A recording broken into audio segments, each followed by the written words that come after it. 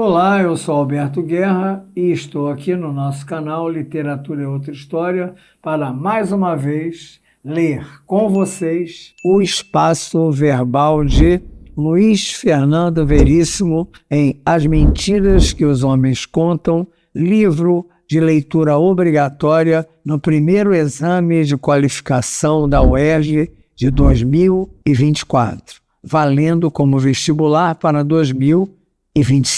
Nessa linha, nós vimos da outra vez a performance verbal que valoriza o exagero e valoriza a suavização. Em outras palavras, o exercício verbal que valoriza a hipérbole e que valoriza o eufemismo. Nós precisamos, então, como venenos figurativos que são, as figuras citadas criem os seus antídotos para compreender o Brasil também em busca da sua verdade, em busca da outra cara que se esconde por trás das mentiras que nós contamos. Nós precisamos encontrar paradoxo e a ironia. Nós, brasileiros, somos profundamente paradoxais. Nós somos contraditórios. Nós somos filhotes desde sempre do barroco. Nós vivemos entre o bem e o mal. Nós vivemos em conflito. Nós vivemos o que é positivo e o que é negativo. Nós nos habituamos ao duplo, nós somos duplos. E se somos duplos, admitimos também uma outra dupla, a verdade e a mentira, que são indissociáveis. Vocês não podem separar verdade de mentira.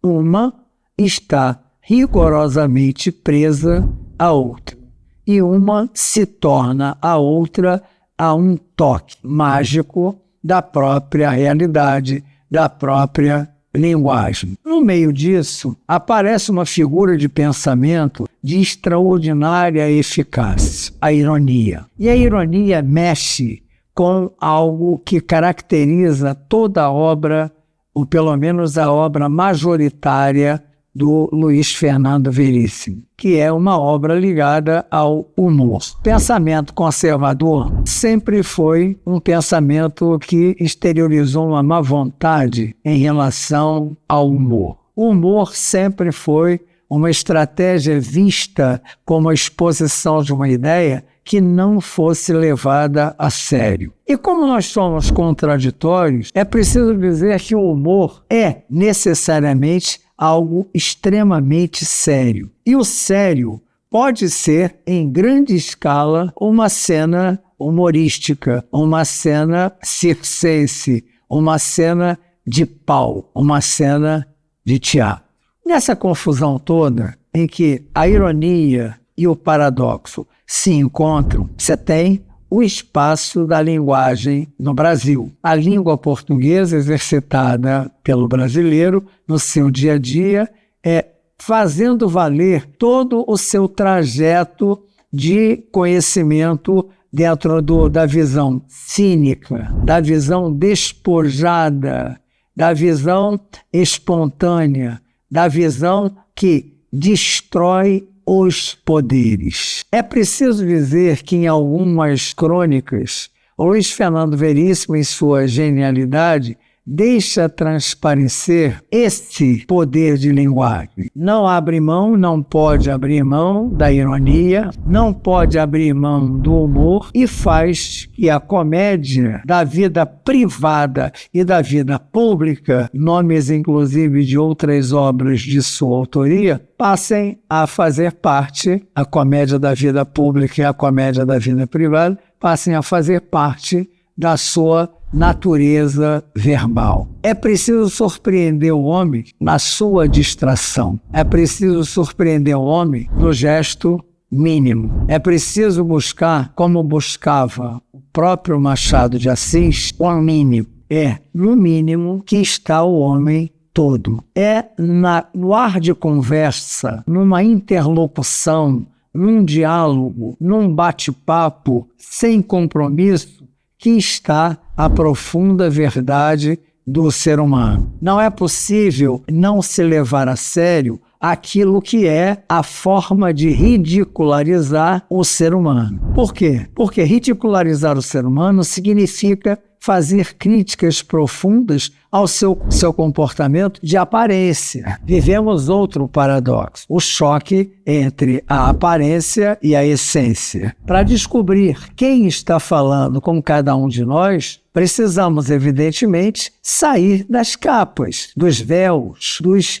entraves da compreensão. Precisamos desnudar, despir, precisamos fazer um striptease para que, moralmente, consigamos adentrar o espaço profundo em que se esconde aquela figura, aquele personagem, aquele ser que nos representa em alguns momentos. É fundamental isso. E sem a ironia, é impossível. Por quê? A ironia tira do trono quem nunca devesse estar por lá. A ironia tira do trono o discurso que não deveria ser visto como verdadeiro. A ironia é algo que desbanca, é algo que atrofia a certeza, é algo que relativiza, que não aceita o absolutismo, que não comunga com o pensamento único. Triste daquele que acredita num pensamento único. Então, espalhadas nas crônicas escritas pelo Luiz Fernando Veríssimo estão as configurações do dia a dia. Então, são várias as facetas da mentira, são vários os artifícios que vão rumando para o mesmo ponto. A tese defendida é que o homem mente para sobreviver, é que o homem mente por necessidade de diálogo, o homem mente para acreditar que a vida é possível em comunhão, o homem mente porque precisa acreditar em si, precisa acreditar que é um projeto sério, que é um projeto de sobrevivência, é um projeto de resistência. A mentira não é uma articulação do autor para mostrar a maldade do ser humano. Existe a maldade, mas a maldade traz uma mentira diferenciada. A mentira a que ele se propõe é uma mentira que conforta. É uma mentira que explora o lado escondido do ser humano, mas não no sentido de desbancá-lo, no sentido de fazer somar. A mentira busca não dividir, mas acrescentar, multiplicar. E é nesse viés, nesse corte, que vai a obra do Luiz Fernando Veríssimo. Como eu disse, somos paradoxais, somos contraditórios, confundimos o bem e o mal. Temos visões pessoais, inventamos alternativas de viver e temos a certeza de representarmos várias peças todos os dias. E se temos a certeza da representação das peças, das cenas teatrais a que nos entregamos, somos, evidentemente, mentirosos, competentes mentirosos. Não existe arte sem mentira, nós já dissemos isso.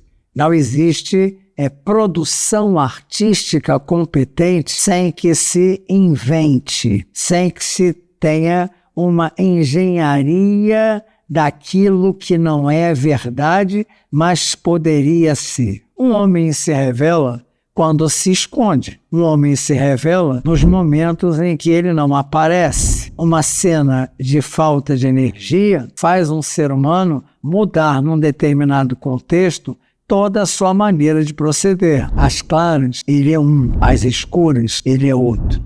Nossa escuridão não é aquela escuridão melancólica. É uma escuridão que nos liberta. A internet, por exemplo, que não foi objeto de análise das crônicas porque os tempos não coincidiram, a internet é um caminho que se tem para a revelação do que é interditado no ser humano. Quando o ser humano se vê protegido pelo anonimato, quando o ser humano se enxerga protegido por não ter uma imagem reveladora, uma identidade reveladora, manifesta o que há de pior normalmente. Há vários escândalos, a vários crimes, a várias atrocidades que são cometidas quando as coisas se calam, quando as coisas ficam às escuras, quando as coisas se escondem. Quando Luiz Fernando Veríssimo revela em suas crônicas a mentira, ele apenas se torna verdadeiro. Ele é um autor verdadeiro. É um autor que não mistifica, é um autor que desmistifica e traz para cada um de nós o potencial que cada um de nós tem. Dentro do erro, que seria moralmente, eticamente analisada a mentira, ele extrai o aspecto profundamente positivo. A mentira é fundadora do melhor do homem. É com a mentira de ser heróico que ele enfrenta os males. Nós, por exemplo, somos efeito das aventuras portuguesas pelos mares tenebrosos. A tripulação que era convencida pelo Estado português a vir até nós, ou a ir às Índias, ou a fazer o nome de Portugal crescer dentro das águas, dentro dos mares, dentro dos oceanos, dentro da expectativa épica, tem o caráter mentiroso. Não somos heróicos, somos dramáticos.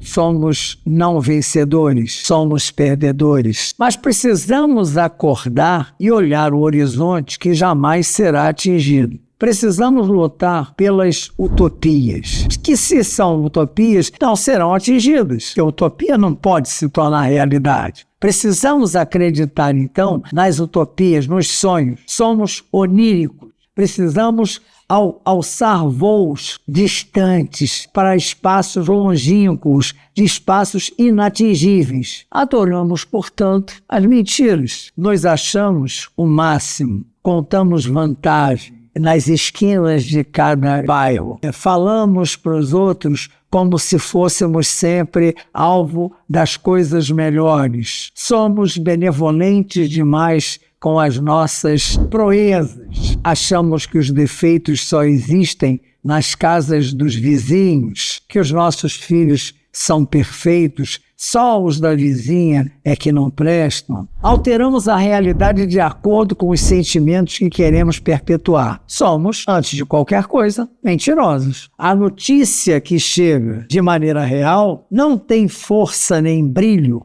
de uma boa mentira contada por um grande narrador. É assim que é. O humano é isso. E o livro do Luiz Fernando Veríssimo traduz à perfeição vários aspectos dessa mentira muito bem contada, que na verdade traz nada mais, nada menos, sem trocadilho, a própria verdade em alguma de suas facetas. Só que a verdade é plural, ela não é única, ela precisa ser alimentada por versões. E se a minha versão é a correta, a sua deve ser a errada. E se você defende essa que é diferente da minha e a minha é a correta, a sua é errada, portanto a sua é uma mentira. Tudo é uma questão relativa, tudo é uma questão de ponto de vista, tudo é uma questão de enquadrar o ser humano na sua necessidade de ultrapassar a sua miséria essencial. O homem mente porque precisa acreditar que vale a pena. É isso. E se a história não for bem contada como verdade, sendo exatamente o que aconteceu, o interlocutor preferirá a mentira. Às vezes a mentira é mais confortadora do que a verdade. E se a verdade incomoda, e como diz a música popular, sempre traz um mal a mais, que a mentira nos traga o bem. Valeu? Pense nisso.